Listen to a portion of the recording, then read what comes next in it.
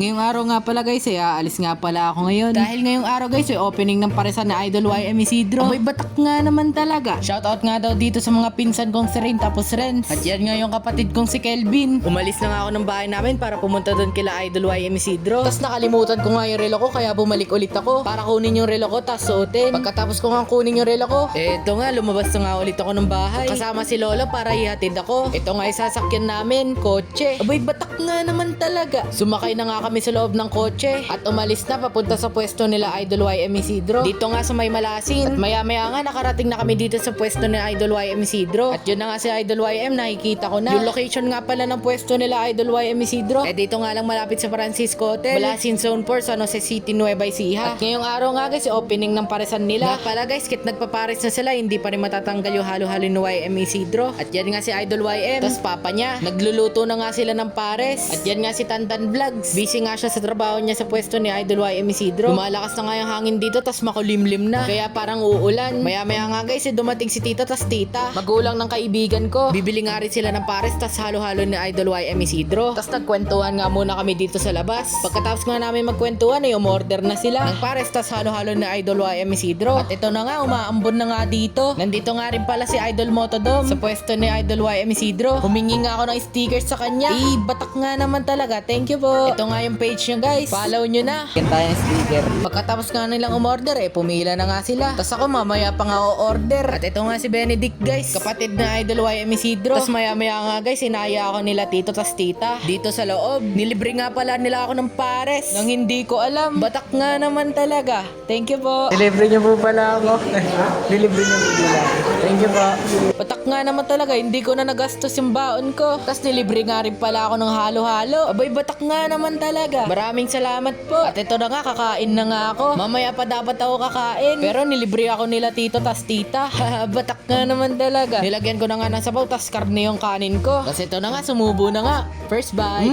Napakasarap. Di nga ako nakapokus sa vlog kasi nga nahihiya ako. Dahil nga beginner pa lang ako sa pagbablog at marami pang tao dito.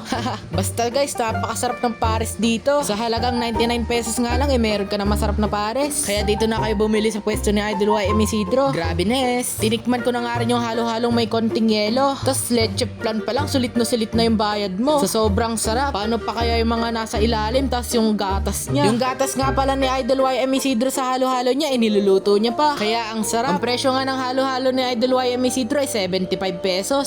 Maya-maya nga guys, lumakas na yung ulan. Buti na lang hindi ako nakamotor na nagpunta kasi nga wala akong motor. Hinalo ko na nga yung halo-halo. Tas nahihirapan nga akong haluin kasi nga ang tigas. Tas inubos ko na nga pala yung pares ko. Sa sobrang sarap, busog na busog. Batak nga naman talaga. Pagkaubos ko nga ng pares yung halo-halo na yung tinira ko. Tas hindi ko pa nga nauubos yung halo-halo ko. In-orderan ulit ako na isa pang halo-halo. Abay, batak nga naman talaga. Maraming salamat po talaga. Iuuwi ko na nga lang to para sa kapatid ko. Dahil nga meron na akong halo-halo. At wala na nga kaming kasama dito guys. Umalis na lahat. Tas wala munang ganong dumarating kasi nga umuulan. Dito nga pala guys, pwede kayo magsabit dito ng mga message yung kay Idol YM. O kaya para sa mga crush nyo.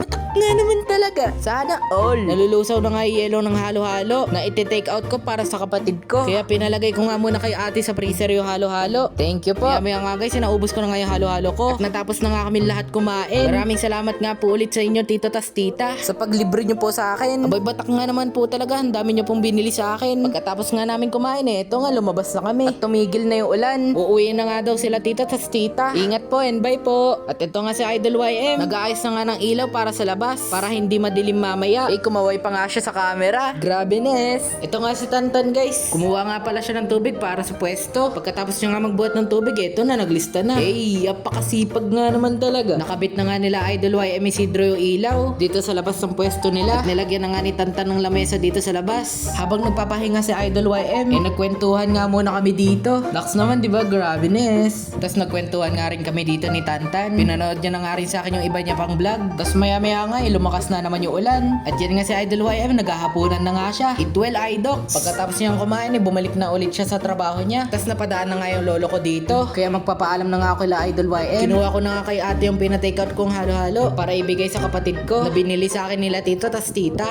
Magpapaalam na nga ako kay Idol YM. Idol YM, uwi na po ako. Sige po. Sige po. Sige po. Sige po. At sumakay na nga ako dito sa kolong-kolong namin. Yan nga si Lolo tas Lola. At uuwi na nga kami. Maraming salamat po ulit sa masarap na halo-halo tas pares. Idol YM Isidro. Grabe nga naman talaga. At nakauwi na nga kami. Pagka-uwi ko nga, binigay ko na sa kapatid ko yung halo-halo. At kinain niya na. At hanggang dito na nga lang yung vlog natin guys. Maraming salamat sa inyong pagsama. Batak nga naman talaga. Follow, like, and share guys. Paalam!